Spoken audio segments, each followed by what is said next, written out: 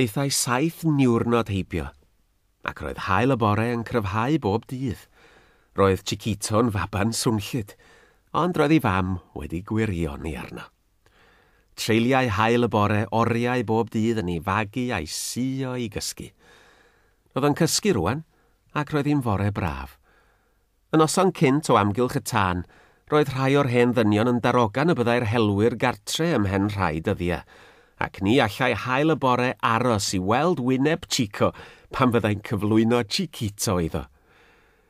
Heddiw, roedd hi wedi crwydro unwaith eto at lan yr afon, ac wedi gadael ei baban yn cysgu'n sownd yn ei fabell. Rhyw ddechrau ystwyrian roedd y gwersyll, bod yr haul wedi codi ers peth amser, a chŵn a cheiliogod wedi dechrau cyfarth a chanu i gyfarch diwrnod arall. Roedd haul y bore yn ddiarwybod iddi hi ei hun wedi dechrau canu. Tawodd yn sydyn, a meiniodd ei chlistiau. Roedd rhywbeth o'i le.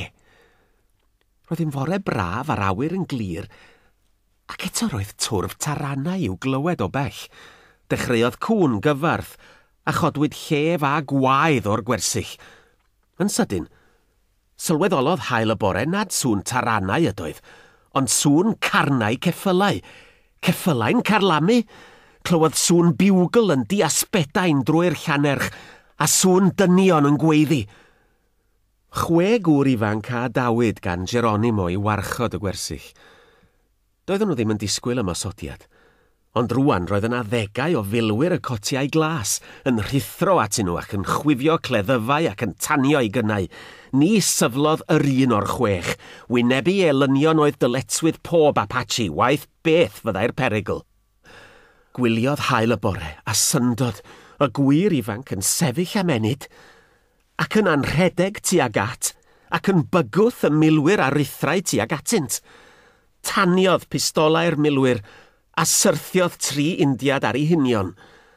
Safai haul y bore wedi fferi yn ei hunfan.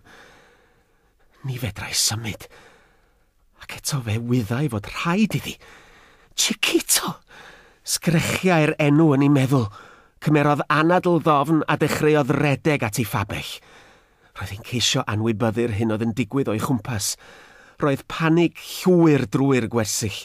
Roedd milwyr y cotiau glas yn saethu ac yn trywanu pawb oedd o fewn cyrraedd iddynt. Roedden nhw'n ymlid y plant oedd yn rhedeg tua diogelwch yr afon, ac yna ni saethu neu ni trywanu yn ei cefnau a'i cleddyfau. Yr rhai a ddaliau i wingo wedi'r ergyd gyntaf, caint ail ergyd yn ei pennau. Roedd cyrff a gwaed ac ergydion a sgrechiadau yn llenwi'r llanerch, ond ceisiodd haul y bore roi hyn oll o'i meddwl. Yr unig beth roedd hi eisiau wneud oedd achub Chiquito. Cyrhaeddodd ei fabell, a thrithrodd am ei mab.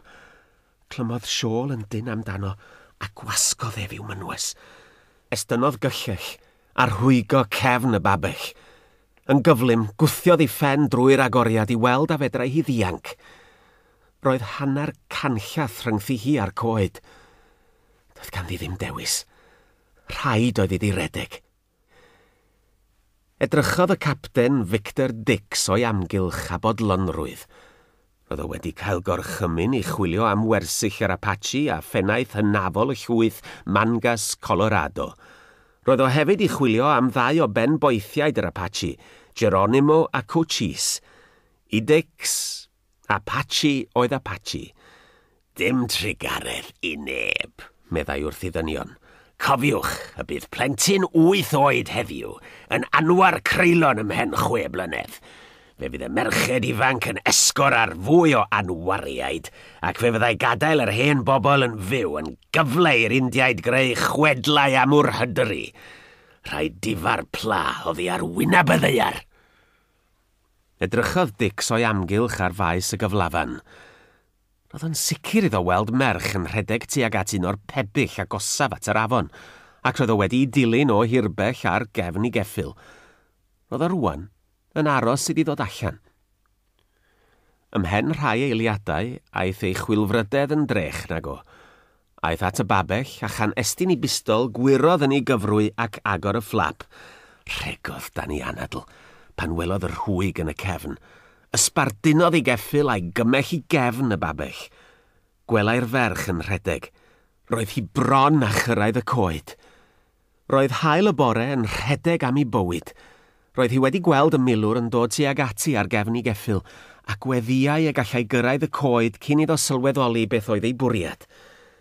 Roedd Chiquito'n dyn yn ei mynwes, a hithau nesau gam wrth gam tuag at ddiogelwch. O'i hôl, clywodd sŵn carlamu gwyllt, a gwyddai fod y milwr yn dod ar wyb. O fwrw cipolwg dros ei hysgwyd, gwelodd y ceffyl yn dod ar ei gwarthaf. Hyrddwyd hi a Chiquito i'r llawr. Cododd ar ei heistedd, gan afael yn dyn yn ei baban. Edrychodd ar y milwr.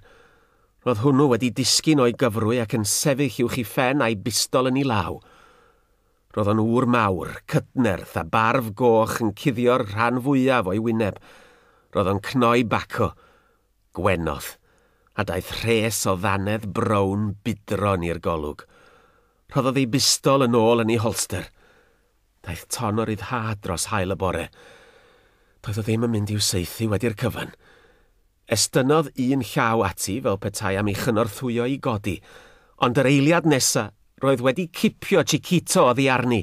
Cododd hithau i'w amddiffyn, ond cafodd ddyrnod yn ei hwyneb nes roedd hi ar lawr drachefn. Na! Sgrechiodd. Roedd Dix wedi taflu'r baban wrth ei draed ac yn dadweinio ei gledd. Un arall yn llai, bitch, ysgyrnygodd, yna gwthiodd ei gleddydd drwy stumog y plentyn. Ferodd haul y bore. Fedra hi wneud, na deud dim. Roedd hi eisiau sgrechian Chiquito, ond rhewodd yr enw ar ei gwefusau a llanwyd ei llygaid a dychryn. Roedd hi eisiau chwydu i fferfedd ar y borfa. Roedd hi eisiau marw fel i Chiquito. Ond oedd Dix ddim wedi gorffen. Roedd rhai o'r milwyr eraill yn dod draw ato, a chan fod ganddo gynnu lleidfa, roedd am roi sioe go iawn iddyn nhw. Cododd ei gleddyf uwch ei ben a disgynodd y llafn creulon ar y corff llonydd wrth ei draed. Prociodd a chododd ei gledd. Bloeddiodd y milwyr i cymeradwyaeth. Roedd pen y baban ar flaen y cleddyf. Yn ei dychryn, ni wyddai haul y bore beth i wneud. Roedd hi eisiau hyrddio ei hun at y milwr blewgoch. Roedd hi eisiau ddiberfeddu, cowdio ei lygaid o'i ben a'i ysbaddu, ond fedrai hi wneud dim. Gafeilodd yn ei gwallt a'i dynnu o'i wreiddiau. Gwthiodd ei bysedd i'w cheg a'i brathu'n galed. Drwy'r cyfan, roedd ei hanadl wedi mynd yn afreolaidd. Roedd yna rhywbeth yn gwthio ei ffordd i fyny o'i stumog. Roedd yna waed ar ei phen lle rhwygwyd i gwallt o'i wraidd. Roedd yna waed lond i cheg. Rhoddodd ei llaw friwedig ymhlygion i mynwes a theimlodd garn y gyllell. I gyfeiliant cymeradwyaeth i ddynion, dechreuodd Dix ddiosg i arfau a'i ddillad. Camodd at haul y bore a gyfeilodd yn ei llaw lipa. Dechreuodd ei llusgo tua'r coed. Gwlychodd ei weflau. Dwi ti ddim isio i bawb weld, dwi ti? Chiquito? Chwerthin a wnaeth Dix. Tyna'r dillad na'r sylwt. Gwirodd yn ei flaen i afael yn ei gwisg. Gwelodd ei bod yn dal i llaw chwith yn dyn i'w mynwes, fel pe bai'n ceisio i atal. Gafeilodd yn ffyrnig yn y brethyn yn barod i'w rwygo, a dyna pryd ysgrechiodd haul y bore. Chiquito sgrechiodd yn ei wyneb. Ar yr un pryd, cododd y gyllell yn barod i drywanu Dix yn ei wddf, ond roedd hwnnw'n rhy gyflym iddi. Clodd ei fysedd am ei harddwn a rhoddodd dro sydyn iddi, nes roedd ei hesgyrn yn clecian. Disgynodd y gyllell ar lawr, a disgynodd Dix ar haul y bore. Chiquito, ie, hysiodd y milwr. Dyna beth oedd enw'r bastad bach. Gorweddai haul y bore yno'n ddi-ymadferth. Roedd ganddi neb nerth i ymladd. Roedd popeth wedi mynd. Roedd hi'n mynd i gael ei threisio a'i lladd. Roedd hi'n ceisio peidio ag edrych i wyneb Dix, ond roedd o'n mynnu troi wyneb hi tuag at ei wyneb yntau. Estynodd hithau I dwylo a gafael mewn deiar a ffridd a glaswellt. Roedd y dagrau'n llifo I lawr I hwyneb, ond doedd hi ddim yn poeni. Gwasgodd y pridd yn galed i'w dyrnau. Gwyliau wyneb hager Dix, fel yn nesau at ei dafliad. Gwasgodd y pridd i'w dyrnau. Symudodd ei dwylo I afael mewn rhagor. Torodd argau Dix a'r holiodd oedd ei ar hael y bore. Gorweddau hi yno'n llonydd. Roedd hi newydd afael mewn carreg. Doedd hi ddim yn garreg fawr, ond roedd hi'n galed. Cododd Dix ac aeth yn ôl at ei ddillad. Gweiddodd ar ei ddynion. Os oes yna rhywun isio gwagiad, mae'n yffar o beth poeth yn fama. Estynodd ar lawr I dynnu esgidiau am ei draed. Cododd I ben pan glywodd leisiau I ddynion yn ei rybuddio, ond roedd hi'n rhy hwyr. Aeth yn nos ddu arno.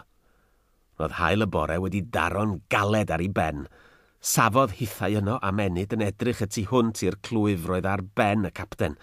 Yno, roedd corff bychan yn gorwedd. Disgynodd ar ei gliniau. Yn ei dicter planodd ei cheg yng ngwddf y capten a brathodd ei holl nerth. Clywodd y cnawd yn rhwygo rhwng ei danedd a theimlodd y gwaed yn llifo'n gynnes i'w cheg. Ofnau'r milwyr danio ergydion ati rhag iddynt daro'r capten, ond yna gyda sgrech herfeiddiol troes hael y bore ar rhedeg i'r coed. Rhedodd rhai o'r milwyr ar ei hinion I ymgeleddu Dix ac aeth eraill ar ôl y ferch. Ymhen rhai munudau daeth Dix ato ei hun. Bitch! Lle mai? Rhywle yn y coed, sir. Fe sgrechiodd Chiquito cyn rhedeg i'r coed. Rhaid I ni ffindio hi. $20 I bwy bynnag a ddaw a'i chorff I nôl mewn hanner awr. Rhithrodd y milwyr fel un gŵr i'r coed. Wedi'r cyfan roedd $20 yn gyflog mis. Ceisiodd Dix godi, ond ni allai. Roedd yr ergyd wedi daro'n gletach nag oedd o wedi tybio. Roedd gwaed hefyd yn ffrydio o'r clwydd yn ei wddf. Bitch, meddai drachefn. Petai wedi edrych yr un mor gyflym I gyfeiriad yr afon. Mae'n bosib y byddai wedi gweld wyneb rhychiog gwelw a dau lygad llonydd stond yn syllun oeraidd arno drwy'r hesg. Yn ystod I 40 ac 1 o flynyddoedd ar y ddeiar, roedd Cwana wedi gweld pethau erchyll, a hoffai adrodd straeon am yr erchyllterau hynny yn hwyr nos, yng ngolau'r tân I ddychryn rhai o'r plant ienga. Rwan, roedd ganddi stori newydd. Stori y byddai'n rhaid iddi hadrodd yn dawel. I hadrodd I ddechrau wrth Geronimo a Chico.